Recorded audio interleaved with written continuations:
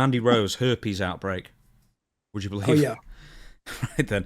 So Mandy Rose recently, she's the one who left WWE like a couple of years ago, went on like an OnlyFans competitor, and then was claiming she made like $1 million in her first month with sign-ups and stuff. See, that's unbelievable. You'd get your balls out for the $1 million, wouldn't you? Yes, I would. Yeah, if you were ever going to say no, then anyway. But yeah, $1 million. $1 million, and that's 1 month. 1 month, yeah.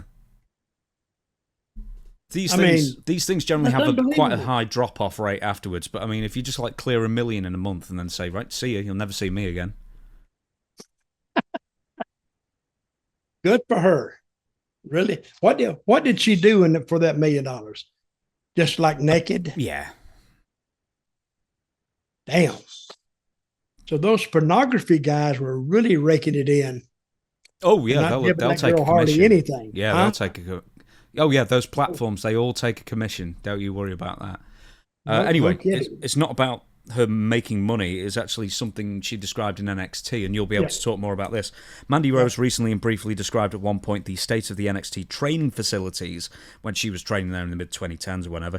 First recalling seeing a cockroach at the Performance Center, WWE Performance Center, and then recounting that at one point there had been a herpes outbreak at the facility, necessitating all the rings to be cleaned.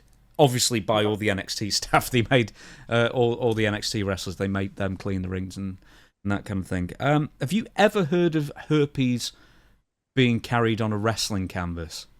No, but I've heard of a lot of other things being carried on a wrestling camera. It actually, it's the independence more than anything else. Because you don't know when this mat was cleaned. You don't know who was on it, what kind of infections they may have had that you're flopping around in there and unknowingly contracting the same infection that the guy had. Now, WWE, this is another thing. They clean those mats regularly. And Vince is he's a stickler for a clean mat. Now, if you think mats in the territories that used to exist that don't anymore, they would clean those mats maybe,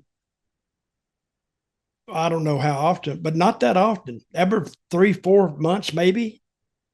But see, somebody could, be bleeding in it one night. They won't get it off the mat.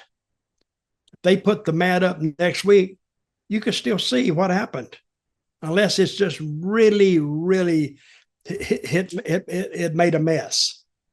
So it was very dangerous. Back in the day, you could get name something.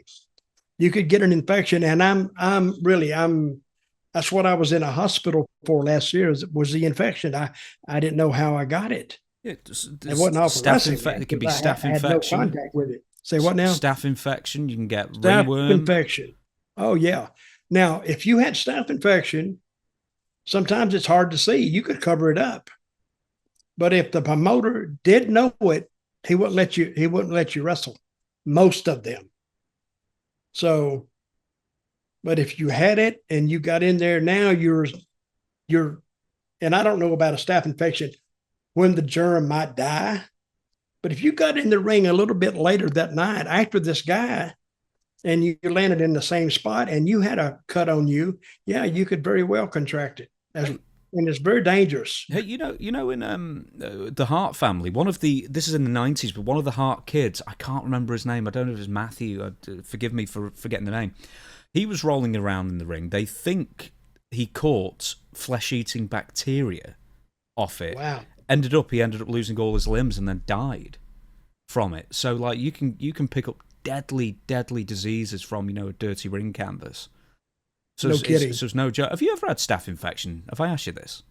I did have staph last year. No, I mean, sorry, from a wrestling ring. Did you pick up any issues from a dirty ring? I don't think so. Well, I never got treated for anything like that, but the possibility was there to get it. So you don't know where these guys have been or where these people have been, and it could have been sometime. It could have been a fan that go up there and may have gotten the ring before the matches started, or even come to the apron and just sometimes touched it Who knows? Because you don't know everything. Like I didn't know how I got the infection last year, but I got it somewhere.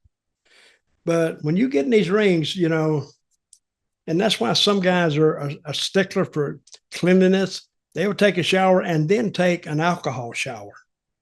Now put it on their knees and their elbows, their shoulders, their back, which dries the skin out. But at least they're trying to disinfect themselves from what they ran into or what they encountered in the ring.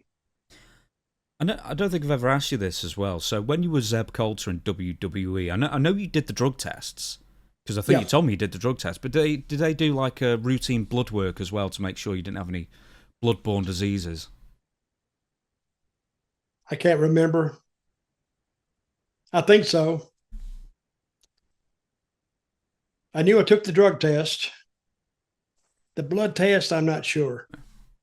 But I think I took it at the doctor on the physical before I went. Uh-huh. That's what I did.